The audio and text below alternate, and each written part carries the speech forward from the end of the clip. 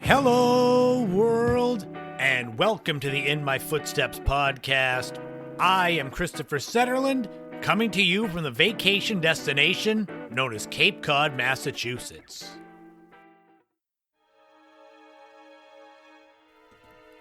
Welcome into the return of spooky season on the podcast. This is episode 216. We are going to start it off with a look at a very scary educational short film, The Finish Line. Don't play on railroad tracks. We will then go way back in the day for the scary tales of when the ghost of the podcast host's grandfather came to visit him. There will also be a new top 5, the top 5 1960s horror movies. How many of these gave you nightmares? And there will be a new This Week in History and Time Capsule that's not as scary, but you never know. All of that is coming up right now on episode 216 of the In My Footsteps podcast. Oh my God. So yes, it's the return of spooky season, the return of special intros. How's everyone doing out there? As I was doing that introduction, I realized that trying to describe parts of what was coming up on the podcast this week, I didn't know how to phrase it. There is a segment where I'm going to talk about real stories when I was little, like an infant, newborn, toddler, that my deceased grandfather came to visit me. And I didn't know if I should do the spooky voice and say that it was me or say that it was someone else as the voice. I don't know. I think I put too much thought into that. But yes, here we are, episode 216. Thank you all for tuning in to your weekly dose of Gen X nostalgia. I hope that you enjoy spooky season. I hope wherever you are that the weather's not getting cold too fast. I will say that on the day that I'm recording this, that I woke up, the temperature was 37 degrees, so that's kind of a shock to the system. I'm so thrilled. The day that I'm recording this podcast has already been one of the best days ever for downloads for the podcast, and I'm recording this. It's 9:30 in the morning. So I just cannot thank you enough, those of you that make this appointment listening, those of you that share, that get more people involved in listening. And for me, I'll keep pumping out the content. I have seemingly no end to the Gen X nostalgia that I have found. We're looking at anything from 1960 to roughly 2005 now that I can mine from. But before I start mining again for Gen X nostalgia, we can't start this podcast off without thanking my Patreon subscribers, my biggest backers: Lori, Mary Lou, Ashley, Kevin, Leo, Marguerite, Neglectoid, Crystal, Matt, Dr. Shrimp Porto Chico. Thank you all so much. You too can get a shout out on every episode of the podcast by becoming a Patreon subscriber for $5 a month. You get access to bonus podcast episodes, access to the remastered Without a Map live streams, an ever-growing free tier I'm trying to accumulate so that if you don't feel like it's feasible to become a paying subscriber, you can go and just join Patreon. And I will continue working on my Patreon channel for subscribers and free members so that it's worth you checking out. But we can get into more housekeeping at the end of the show, and there is quite a bit of housekeeping. I better hire a maid. What we're going to do right now is we're going to look at a very creepy and disturbing educational short film. This is one that I had never heard of, and once I watched it, I couldn't believe this was really made with the intention of children, roughly ages 8 to 13 watching it. So let's get episode 216 started as we look at the really disturbing educational short film known as The Finishing Line. This is one of those segments of the podcast where I'm really glad that I do my due diligence as far as research goes, because I never would have heard of this film if I hadn't really started digging. So I intentionally was researching disturbing educational short films to see what would come up that would fit with the October spooky season theme. Lo and behold, I find a British educational short film known as The Finishing Line. The film is about 21 minutes long. It is meant to be a warning for kids to not play on railroad tracks. Now, when I say disturbing and then I tell you what it's about, I think you can start to get the idea of what you might be seeing. It was directed by a man named John Krish, and it was written by Krish and Michael Gilmore. So there's the basics. Let's get this thing rolling, and we can shake our heads together at this insanity that was produced in 1977. The first thing I'll tell you for those of you that might want to go and watch this is that you can find the full film on Daily Motion. YouTube, you can't really find it. So that's just step one if you want to watch this. Go to Daily Motion. This short film makes an interesting choice where it begins with the credits, so you get a full scrolling credit scene. So if you're not into the credits, you can skip almost a minute of this and just get into the actual action. But I will tell you that the cast is made up of kids, juniors and seniors from the Roebuck Junior School, Watton at Stone Primary School, and the Simon Bally School. And while the credits are going, there's just these noises that must be from the railroad tracks, but it adds to the creepy vibe that you're already going to get just a minute into this. The film starts off with this wide shot zooming into a railroad overpass with a teacher that's very angry, saying that he has heard some of you students have been playing on the railroad tracks again, and it's kind of this warning at the beginning of the film. But this teacher makes the mistake of saying that the railroad tracks are not a game field. We zoom in on this little boy. He looks like he's probably 11 with short brown hair. And he's sitting on top of this overpass. So it looks like he could either fall or jump to his death immediately. And this little boy gives the setup for the rest of the film, where the teacher said it's not a game field. And in his mind, he says, well, if it was, I would have all these special races and events on the railroad tracks. I'll say it again. The railway is not the game field.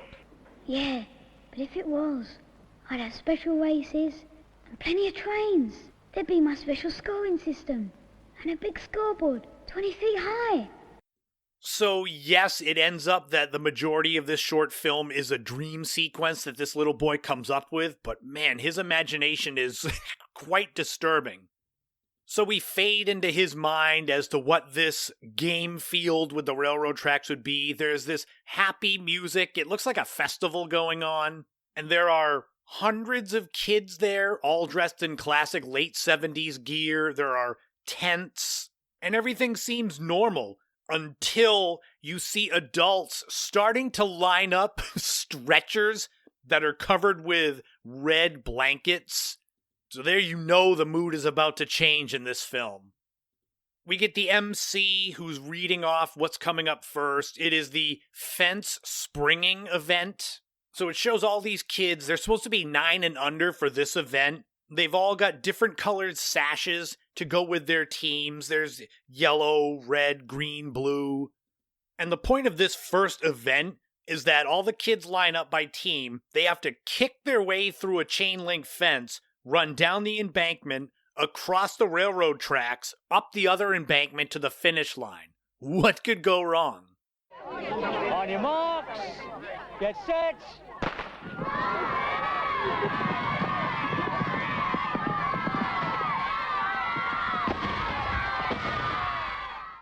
So this event starts, and it's insanity. Kids are just running, diving into the fence. They're finding wood to try to smash through it. And you've got the hordes of onlookers cheering and yelling as the kids start to break through and run down the embankment. In the middle of the railroad tracks, there's this official that's kind of waving them on, pointing them where to go. And everything seems dangerous, but not anything insane yet. All the kids are crossing the tracks. There's nothing going on, or so it seems. But then trouble happens. One of the members of the blue team, this little girl, trips over one of the railroad tracks, and she's laid out. She's supposed to be knocked out. There are 2 other members of her team that are there yelling for others to try to help get her off the tracks. And then by this point, here comes a train. It's a yellow train. There's 5 or 6 members of this blue team, and they can't move this little girl. Like, what does she weigh? 50 pounds? There's 5 or 6 of them trying to drag her. But in the end, the kids have to save themselves, and they leave this little girl on the tracks to get run over by the train. And the MC's reading off the results of the race, and all the kids are sitting up on the top of the other hill, looking down, and then it's just a zoom in as they're covering this little girl's bloody body with a sheet to get the stretcher to bring her away. And there's this long, drawn-out silence of them taking her body away, and the kids are watching. And then it just goes right into the next event. And mind you, this is in the mind of that little boy, so this is what he thinks, or this is what he would want to happen, is his classmates to get run over by trains. The next event is the stone-throwing event, where a train goes by, and all these kids just stand on the sides of the tracks, whipping rocks at the train, and they get more points for throwing it through windows or hitting passengers. Yes, there are passengers on this train. And again, it's insanity. The train is going by and there's dozens of kids with the different colored sashes on, just whipping rocks at the train from like 10 feet away. And what's really disturbing is how they score this game, because the train then stops a little further down the tracks and you've got officials in there. And they are looking at broken windows, injured passengers, and they're picking up the rocks that are spray painted the color of the team. So they're getting points for that. Broken window, green, 2 points. Broken window, 2 points. Injured passenger, 4 points. Total for blue, 6 points. Broken window, 2 points. Direct hit on driver, 6 points.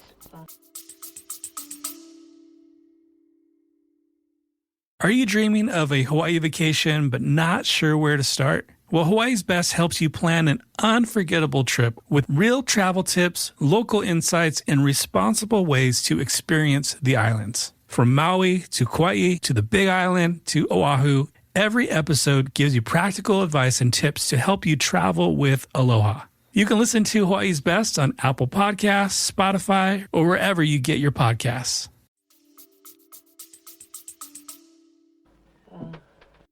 Like, they get 2 points for a broken window, they get 4 points for an injured passenger. And they show this couple, and the woman is just, half her face is covered in blood because a rock shattered the window into her face. I reiterate again, this is from 1977, and it's an educational short film for children, and it's just all blood and gore. The next disturbing event from this little boy's mind is called Last Across. And on either side of these tracks, there are 2 teams, and you have to get all of your members across. So it's a race across the tracks. But of course, there's a catch. They can't start running until the train that is coming is within a certain distance. Then the stop sign gets flipped to go. Then the kids have to go, with the train barreling down on them. Then it's said that the train could be going anywhere from 50 to 80 miles an hour, meaning that the kids would have 3 seconds to get across the tracks. This is the game the little boy wants his classmates to play. And you get members of the teams fighting because some of them know they're going to get killed, so they don't want to run. And the team captains are yelling at them, saying, "You run when I tell you to run." Don't want you to stop it halfway either. Right? If you get across, you won't have to worry, will you? You're running the first then. No, I'm the leader. I tell you what to do, right? You lead. All you do is you just Look, I'm stand just there sick and tired glaring of at your everybody. arguing. No buts, nothing. Just run when the train comes, all right? So then it's really quiet, long, drawn-out, dramatic as you see the train approaching, and it's getting close to where there's a person with the sign, the stop-and-go sign, and they have to wait to be told to go. And once they go, wouldn't you know what would happen? Kids are falling everywhere, other kids are shoving other kids out onto the tracks. And here comes the train, and it ends up running over like 7 or 8 kids that are laying on the tracks. And then it's just carnage. There are some kids that are laying on either side of the tracks that are hurt. There's all these stretchers and sheets over the bodies, the bloody bodies of kids. And the MC's reading off the results, and they determine it by number who made it across. Then there's number that are injured and number that are dead. It's so bad. Then we get to the final event that is the worst of them all. It's called the Great Tunnel Walk. And there's all this cheerful music playing as the MC starts to announce what this event is. So the crazy little boy who's thinking of this starts talking about how all the people that are in these events, every member of every team that's not dead yet, has to walk through the tunnel, and the tunnel is 3 miles long, and there's going to be a train coming through. Now, this great tunnel walk. The tunnel itself is 3 miles long, and dark, and wet, and smelly and horrible. And once inside, there'll be no turning back. You've got to keep going, and whoever manages to find their way out the other end will be the winner. This scene, I mean, it's really well shot, of the long stretch of tracks leading to the tunnel, and just dozens and dozens of kids lined up, and they quietly start walking into the tunnel. They all start walking, and it's like that foolish-looking speed walking. I don't know if you've ever seen that, where the people do speed walking and their arms are swinging side to side so fast. And then to really give you the scope of how many kids are walking, there's a camera inside the tunnel, and all the kids walk past it. It takes well over a minute. I was watching this thinking this has got to stop at some point. But yes, it's over a minute of kids walking towards the camera in the dark. Then we go to the finish line, and here comes another one of those yellow trains heading into the tunnel, and you know there's dozens and dozens of kids walking, so you can kind of get the idea of what's going to happen. Then there's a long interlude of this happy music again with the band that's playing all the horns and such.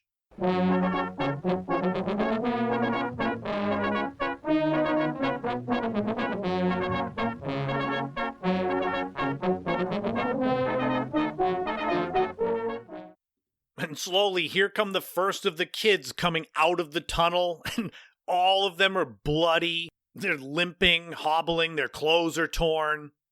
And there's a guy at the end of the tunnel, and as these kids are walking by groaning and bleeding, he's like, "Give me your name," so he can announce who the winners are.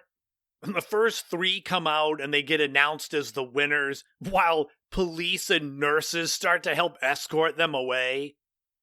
Then we get to probably the most disturbing scene of this whole short film, as tons and tons of adults, probably parents, go into the tunnel and retrieve their dead, bloody children and start walking out of the tunnel with them.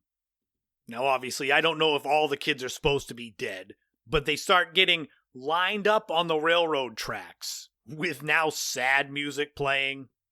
I guess they must figure no other trains are coming, because they just lay the ones there. Maybe some are alive, but a train's gonna come and just make sure they're dead.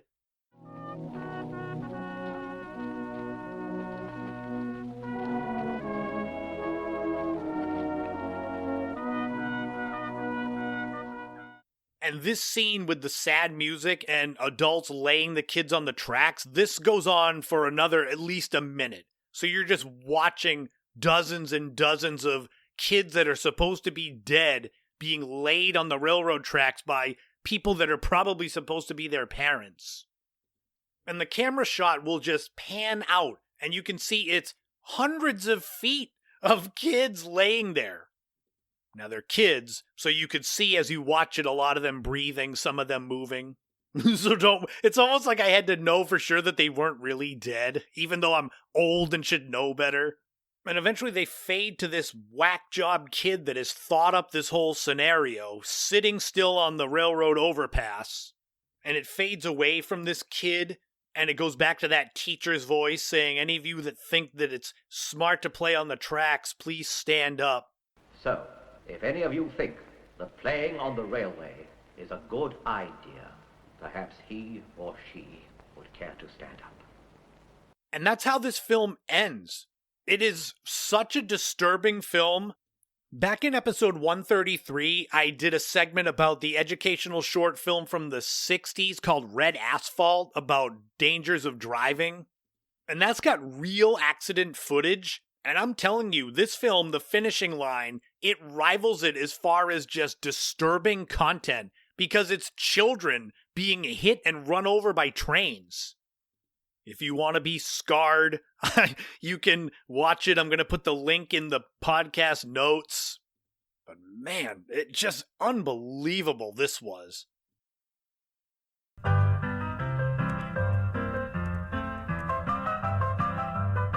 don't know how to segue from that last short film, so I'll just say, this week in history, we're going back 122 years to October 13th, 1903, and the first modern World Series of Major League Baseball. As far as professional baseball went, the National League had been the dominant force since the 1870s, but in 1901, Ban Johnson founded the American League as a direct competitor. They started poaching star players, establishing teams in major cities, and the American League quickly gained legitimacy. By 1903, tensions between the leagues were threatening the sport's stability. To calm this sort of turf war and to capitalize on fan enthusiasm, ownership agreed to stage a postseason showdown. The champions of each league were chosen. The National League's Pittsburgh Pirates, led by legendary shortstop Honus Wagner, and the American League's Boston Americans, later known as the Red Sox, powered by ace pitcher Cy Young. Unlike the World Series of today, the first one that was played was a best of 9 games, not 7 games. The Pirates jumped ahead early, winning 3 of the first 4 games, with their offense spearheaded by slugger Ginger Beaumont and Honus Wagner. Boston then rallied back, led by the remarkable pitching duo of Cy Young and Bill Dineen. Young was already old in this. He was 36, and he started multiple games while Dineen pitched 3 complete game victories. Boston won 4 straight games to clinch the series, taking the World Series title 5-3. The fans were all about this new tradition of this World Series. Attendance varied wildly from game to game, with around 7,000 people attending games in Pittsburgh to more than 18,000 in Boston. Newspapers covered every play. The series helped to unite fans of both leagues. The World Series was a financial success. Players for the Pirates each earned $1,316, or about $48,400 each when adjusted for inflation to 2025. The players on the Boston Americans each earned $1,182, or about $43,500 each. Now, the reason Boston got less than Pittsburgh is because the Pirates' owner gave his share of the money and divided it among his players. So even back then, the Red Sox ownership was greedy. It's kind of full circle to how they are currently. The 1903 World Series not only validated the American League, but also proved that postseason baseball could be a national spectacle. Now, oddly enough, there was no World Series in 1904, because the New York Giants of the National League refused to play against the Boston Americans. It's incredible to think that back then, the teams had the choice to participate. So the New York Giants, the future San Francisco Giants, won the National League pennant and then said, we're not going to the World Series to play Boston, because they hated them. But in 1905, the Giants made it back to the World Series, and they actually played this time because it was the Philadelphia Athletics in the World Series against them. Even though it was 122 years ago, the World Series then was the blueprint for what we now consider classic baseball, with star pitchers carrying teams on their backs, dramatic comebacks and shifting momentum, cities rallying behind their champions. More than just a baseball championship, the 1903 World Series was an experiment that succeeded way beyond expectations. It turned baseball from a collection of independent seasons into a cohesive, climactic narrative.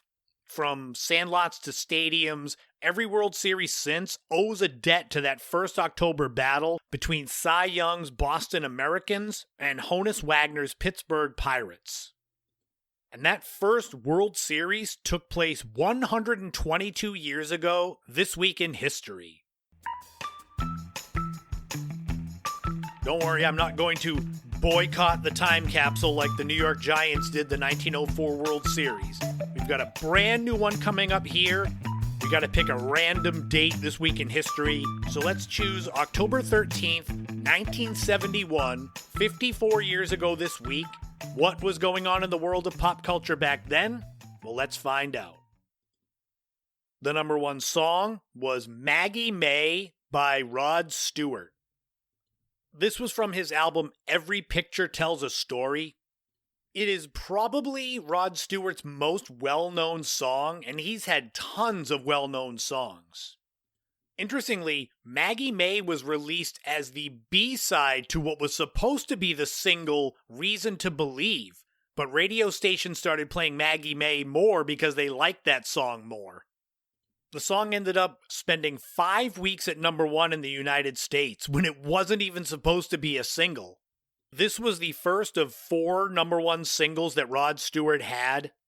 He also had Tonight's the Night, Do You Think I'm Sexy, and then All for Love, which was a collaboration with him and Bryan Adams and Sting. The number one movie was The French Connection, and you could get into the theater with a ticket costing $1.65. This is a neo-noir action thriller starring Gene Hackman as Jimmy Popeye Doyle, as a New York police detective, with his partner, buddy Cloudy Rousseau, in pursuit of a wealthy French heroin smuggler, Alain Charmier. The film was a massive hit, making $75 million on a budget of about $2 million. It ended up winning 5 Academy Awards, including Best Picture, Best Director, and Best Actor for Gene Hackman. The number one TV show was Marcus Welby, M.D. This is a medical drama starring Robert Young as Dr. Marcus Welby. He's a family practitioner in Santa Monica, California. The show was on from 1969 to 1976 and 170 total episodes. The show was a ratings smash, especially in its first 3 seasons where it finished in the top 10, including finishing the number one show on television for the 1970-71 season. And if you were around back then, October 13th, 1971, it's Halloween time. You need to get costumes and whatever other decorations you need. Well, you're in luck because the place to be is Kmart for their Halloween sale. You can get yourself some classic cheapo Halloween costumes, the vinyl clothing and the plastic mask with the eye holes that would slice you and the rubber band. You could be Cinderella, a devil, a gypsy, Raggedy Ann, Bozo the Clown, Spider-Man, or Sabrina. I don't even know what the hell that is. It just says Sabrina costume. There's no picture of it. All these costumes are under $2. You can get pumpkin or cat lamps, like flashlights, for 83 cents. And tons of bags of candy that you want. Bag of 105 little Tootsie Rolls for 86 cents. A bag of old-fashioned penny candy for 68 cents.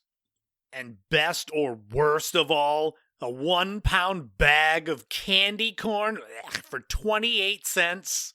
So there you go. Get down to Kmart, get all your Halloween shopping done, and don't break the bank, and don't buy candy corn. But that'll wrap up another time capsule, another This Week in History. The spooky hits keep coming with a brand new top 5. So let's dive into the top 5 1960s horror movies coming up now.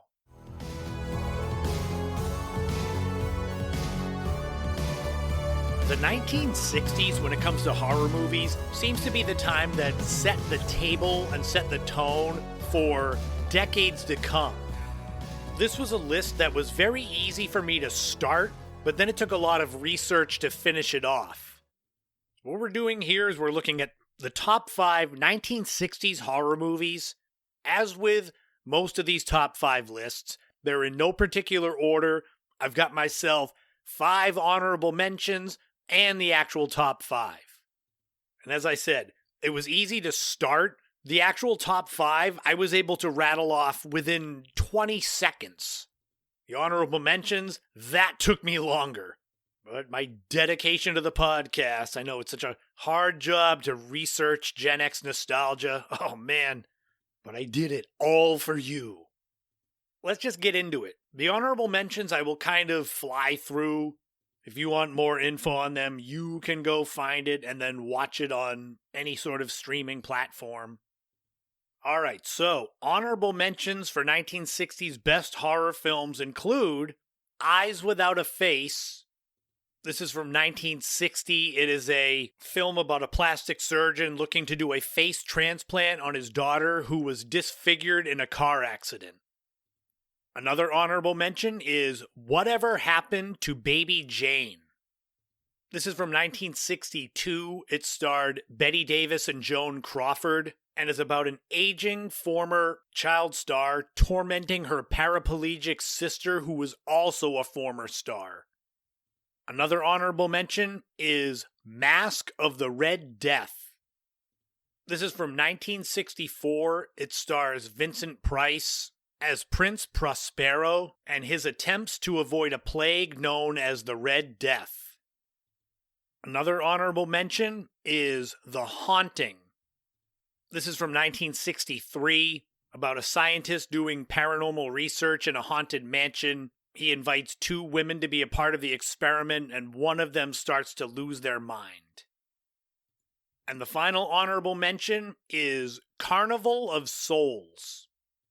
This is from 1962, about a woman who relocates to a new town after a car accident and finds herself unable to assimilate with the people and finds herself drawn to the pavilion of an abandoned carnival. So those are the honorable mentions for 1960s best horror films. How many of those have you seen? Well, get ready for the cream of the crop, at least as far as I'm concerned. The top 5 1960s horror movies are a murderer's row of just iconic film after film. So without further ado, let us get going. Let's start with number 1, Night of the Living Dead. This is the OG zombie film before they were even called zombies. This is from 1968, created, directed by George A. Romero. The film centers around an epidemic where the dead are coming back to life and eating those that are still alive. It takes place mostly in this rural farmhouse in Pennsylvania and kind of in real time as the world is figuring out what's going on. So you get to see TV news reports, while all the while there are these zombies, as we now know them, outside of the farmhouse trying to get in. It created all of the classic zombie tropes that there are. Eating living people, killing them by destroying the brain, them not moving too fast because they're dead. I love this film. The best part of it is that somehow it ended up in the public domain. That means I can literally play this classic clip that you'll all remember, and nothing can be done about it. They're coming to get you, Barbara. Stop it! You're ignorant. They're coming for you, Barbara. Stop it! You're acting like a child. They're coming for you. Look, there comes one of them now. He'll hear you. Here he comes now. I'm getting out of here. Johnny.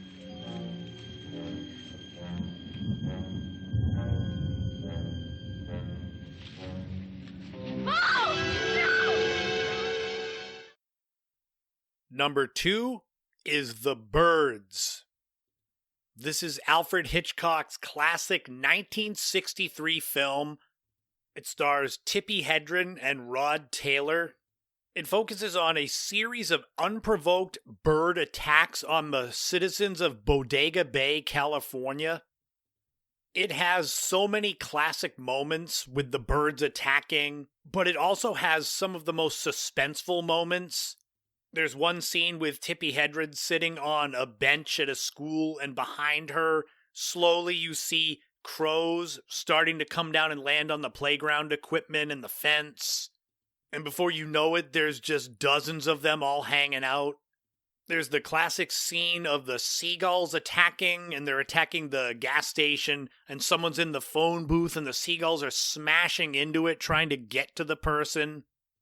I took a class in college called American Film, and a lot of it was watching old movies, not just watching them, but critiquing them, learning some of the filming styles and such, and we watched a lot of Alfred Hitchcock. This movie was probably the first horror movie from the 60s that made me rethink my bias towards older films. Because I was 19 in college, so you tell me to watch a movie that was from, 30-something years earlier, but that's old. I'm going to watch 80s, 90s, that's better. And it's not the last time you will hear from Alfred Hitchcock on this list. Number 3 is Rosemary's Baby.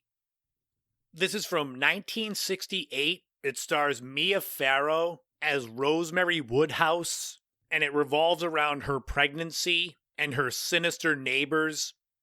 And she ends up giving birth to the son of Satan.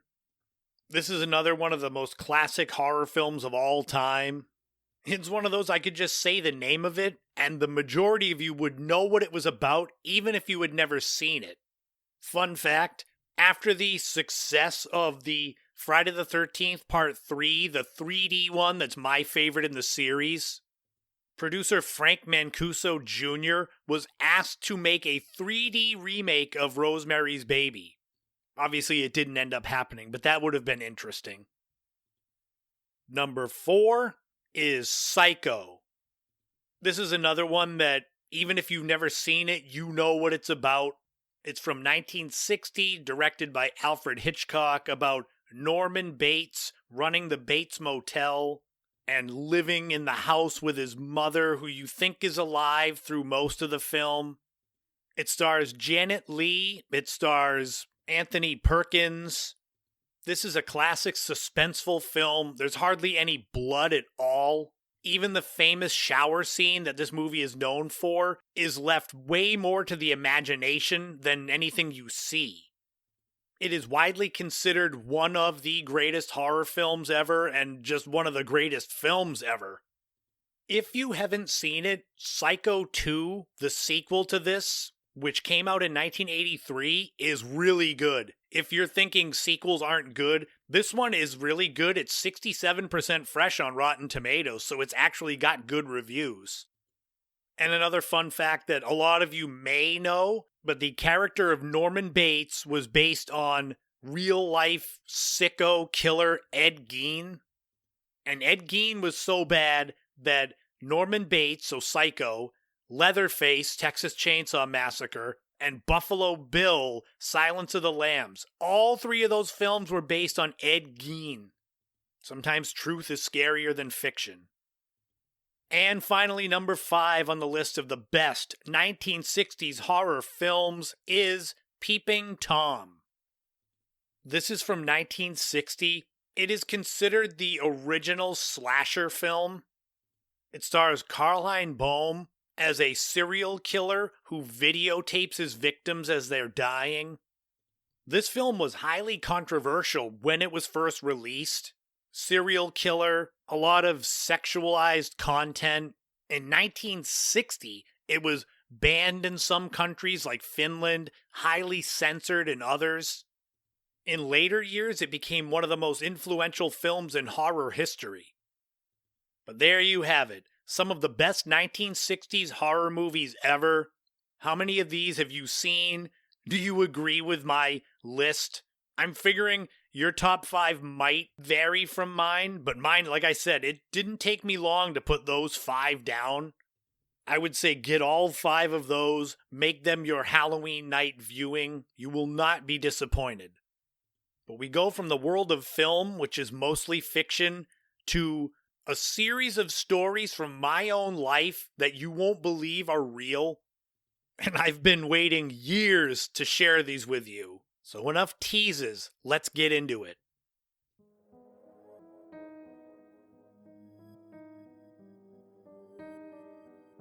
In January 1965, my grandfather, John Setterland, suddenly passed away.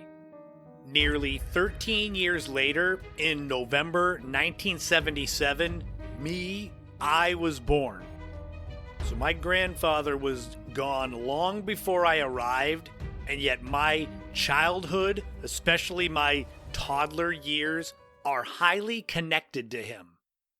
Long before I wanted to be a writer and was able to create worlds with words, I started telling stories that no little child could ever make up.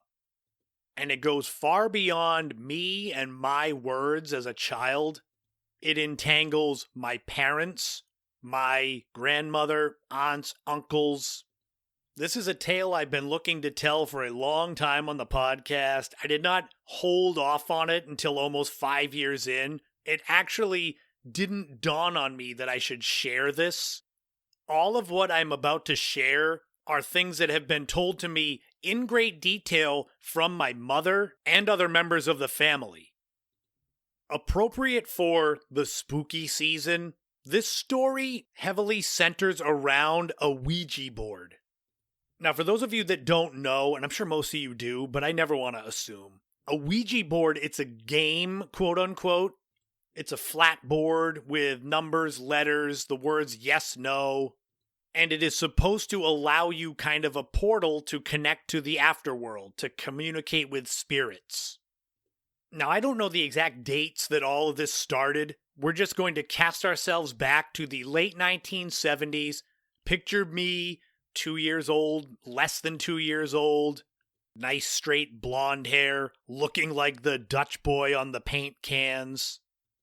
My mother and father, when I was little baby, we lived in a place called Monomoskoy Island, which is in the town of Mashpee on Cape Cod. In the off-season especially, Monomoskoy Island is deserted. There's like nobody there. We lived in a small, I guess you'd say cottage, yellow in color. There was kind of a compound. There was one other cottage that was rented during the off-season. So during the wintertime, there was nobody there. My mother says that these first events started before she was even pregnant with my sister Kate, and she was born 2 years after me. So we're looking at me being a little over a year old. My mother would wake up, she would hear me laughing in my bedroom in the middle of the night, 3 a.m. She walked into my room, turned the light on. There was me in my crib. There was the shade, the classic vinyl shade, pulled all the way down into my crib. Several things stuck out to my mother about this. First of all, she put my crib on the other side of the room because she wasn't going to put her newborn or young child in a crib next to a window, because even though Monomoskoy Island was deserted, you never know. So it was odd that my crib was all the way on the other side of the room, and me being a little kid, I couldn't reach the shade to pull it down, so how did the shade get into my crib? This series of events happened numerous times, and I wasn't able to speak. You would just hear me laughing in there. There was the crib moved. There was the shade in my crib. We move now to my Nana's house. Around this same time, I don't know, late 1978, suddenly a Ouija board has appeared in my Nana's attic. Nobody knows where it came from, or at least no one confesses to have purchased it. Being that my grandfather died suddenly many years earlier, they took it upon themselves to try to communicate with him. My Aunt Susan would be the one in charge of the little plastic eyepiece that would go over the letters, and she would just start moving it. My mother would stand there with a sheet of paper, just jotting down letters, and when the little piece would go back to center and stop, they would decipher what was said. My mother, we were just talking about this the other day. She doesn't remember everyone that was there, But my Aunt Susan, my father, my Uncle Bob, Uncle Eric, other friends of theirs. So this wasn't just one person. There were several people there. And this spirit through the Ouija board said that it was their father, John Setterland. For the hell of it, they decided to first ask the spirit if it ever went to my parents' house on Monomoskoy Island. And it said yes. And they asked, "What do you do there?" And the spirit said that it played with Christopher, me. So the natural follow-up question was, what do you do to play with him? And the spirit said it wiggled the shade in my face. My mother said that during the nights, she would never hear the crib move. It was just suddenly there under the window with the shade pulled down. And as much as I'd like to say that I was a powerhouse child that could shove a crib across the floor, I don't think that's real. Now, they were all thrilled that they could possibly communicate with their deceased father, but they wanted to be sure. They kind of called out the spirit, and they said, "How do we know it's really you?" The spirit was very specific. It told them to call their Aunt Dot, my great aunt, and told her to look for a specific photo on a specific page in a specific photo album that was in a cabinet, and told them what the photo would be. So they called my Aunt Dot, told her what to look for, and when she found the photo album, she went to the page and the exact photo the spirit said would be there was there. This convinced them, so the family made it. Usually once or twice a week were Ouija board nights where they would communicate with their father. While this was going on, I started to learn to talk, as kids do. My father decided that he wanted to bring the Ouija board home so that he could communicate with his dad from his own living room. It was here that the Ouija board started to bring other things into the house. There would be noises, knocks on the windows. So it didn't take long. My mother told my father to get the Ouija board the hell out of the house. He says he brought it to the dump. I don't know. So the Ouija board is now out of the picture. At one point, in between moving from Monomoskoy Island to another house in West Yarmouth on Cape Cod, my mother and father had to briefly live at my Nana's house in her den. And my mother said she could never get to sleep because when she would try to sleep, she would hear sounds of walking up and down the hallway, sounds of a woman humming, and it was definitely not my Nana. The time came for us, our little family, to move into where we were supposed to be in West Yarmouth. My Nana, I guess not liking the idea of there being spirits just hanging out in her house, decided to bring a psychic over to either bless the house or what do they call it, sage the house to get rid of the spirits. And when this psychic was there, my mother says she's sort of like the little woman that's in Poltergeist. Tangina Barons was the character played by Zelda Rubinstein.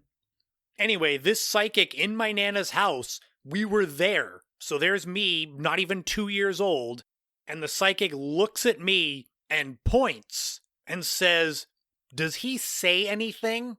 Which was kind of an odd question. And she followed it up saying, "He's going to start saying things to you, and you need to pay attention because he's got the gift." And she pointed to her head. And boy, how right she was. So we moved into our new house. My mom gave birth to my sister Kate, so she's little newborn. This is probably early 1980.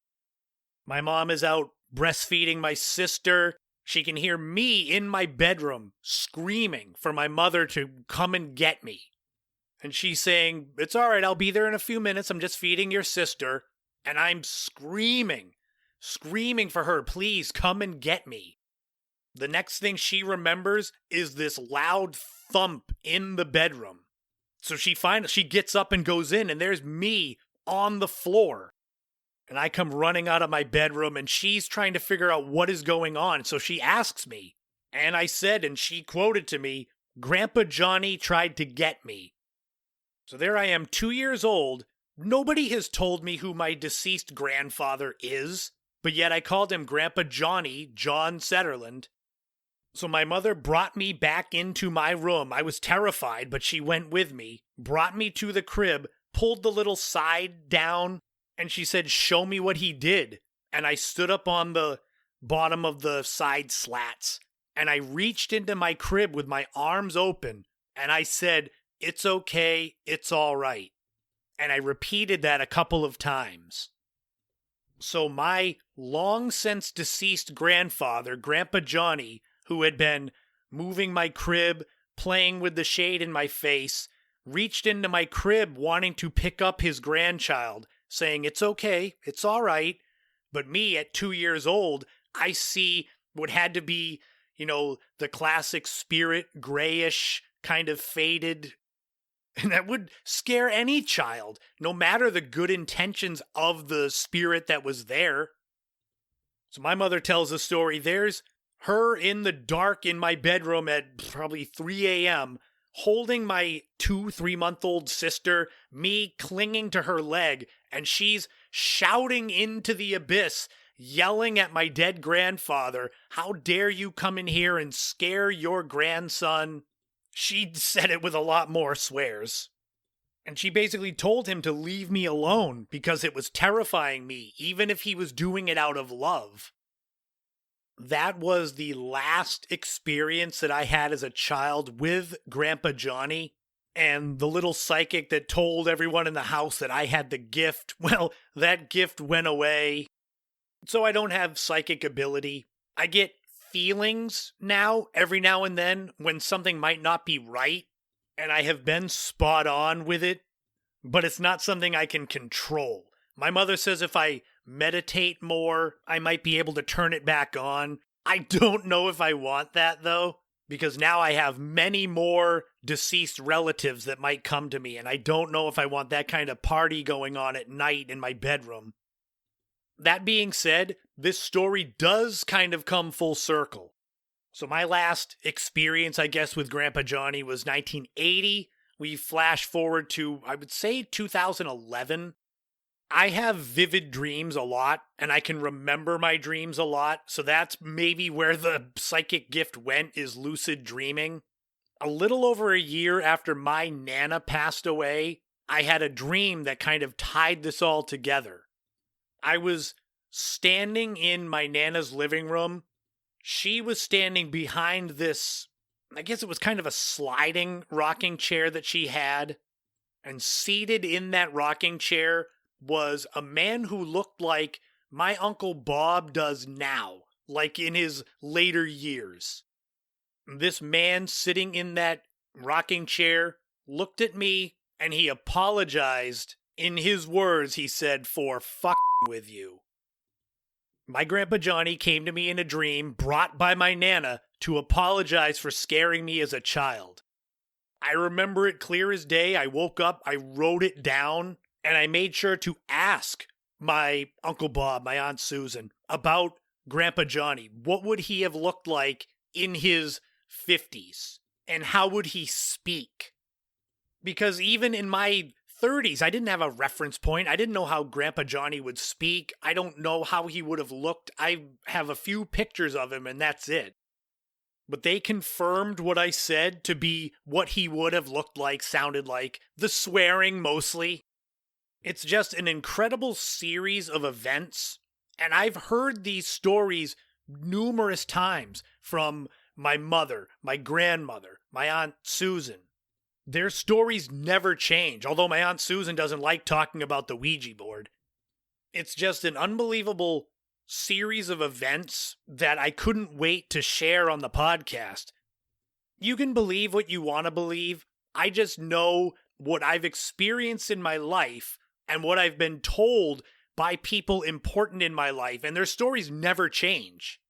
I've heard these stories and can remember hearing these stories for 40 years, and they're always the same. My mother told me all the same ones just this past week. Sometimes truth is stranger than fiction, and sometimes love can cross the boundaries from our world, spirit world. But I do think one of the first things I do when I leave this life is to find my Grandpa Johnny and scare the hell out of him. But until next week, that's going to wrap up episode 216 of the In My Footsteps podcast. Thank you all for tuning in. Thank you for making it to the end. I hope you've enjoyed your spooky weekly dose of Gen X nostalgia. The train keeps rolling. The spooky hits keep coming next week with episode 217. We're going to do a fun deep dive into the history of children's Halloween TV specials. Great Pumpkin and all those ones. We're going to look back at a TV show Night Gallery, which was Rod Serling's follow-up to his legendary Twilight Zone show. And we're going to have a new top 5. This is another one I couldn't wait to share. These are the top 5 weirdest, stupidest ways people have died. Some of these I'm going to struggle to get through without laughing. But that's all coming up next week on episode 217 of the In My Footsteps podcast. If you enjoy my show, if you enjoy my other creative content, you can become a Patreon subscriber for $5 a month. You can buy me a coffee. That's as little as $1 one time. It's not recurring. But if spending money isn't feasible, you can share my work. That means just as much. Sharing the podcast, sharing my YouTube channel, sharing my blogs, my weekly Initial Impressions 2.0 that showcases my week that was. Please go check out the landing page for my new book, my 10th book, In Their Footsteps, The Interesting People, Places, and Events of Cape Cod History. 40 chapters, 40 different stories of Cape Cod history. If people enjoy it, I have the ability that I could make 2 more volumes of that book within the next few years. I'll just put that on my plate with everything else I'm doing. I wanted to give a big thank you, a big heartfelt thank you to those who had donated to the fundraiser for the When Henry Met Henry short film. Myself and Frank Durant will be co-directing, producing. The fundraiser is now closed. We are going to be shooting the film this weekend from when the podcast goes live. Weather looks like it's going to be good. It was sketchy for a little bit. We just need most of one day to be nice. That's it. I'm still waiting on definitive timelines for the Cape Cod Cthulhu film to be on streaming so that I can finish and upload the interview I did with cast and crew. And I'll keep you updated on that same cast and crew. They're doing a new film in the next week or two on Cape Cod. I'll likely be dropping by. I don't know if they'll need me for anything on screen, but I'll be trying to get another interview with the director. I've always got so many projects I'm working on. The creativity, the creating of art like that, it's what I really love to do. I'm so glad that you enjoy the podcast. Those of you that watch the videos or read the blogs enjoy those. It's mostly a labor of love, but it's a labor of love that I would love to have be my main income source. It's the whole, if you love what you do for work, you never work a day in your life. So that's what I do. That's what most of my free time is spent on. Chasing your dreams is never a waste of time, though. So whatever your dreams are, keep chasing them. There's no expiration date on them. And remember, in this life, don't walk in anyone else's footsteps. Create your own path and enjoy every moment you can on this journey we call life, because you never know what tomorrow brings. Thank you all again for tuning in. This has been the In My Footsteps podcast. I am Christopher Setterland, but you already knew that. And I'll talk to you all again soon.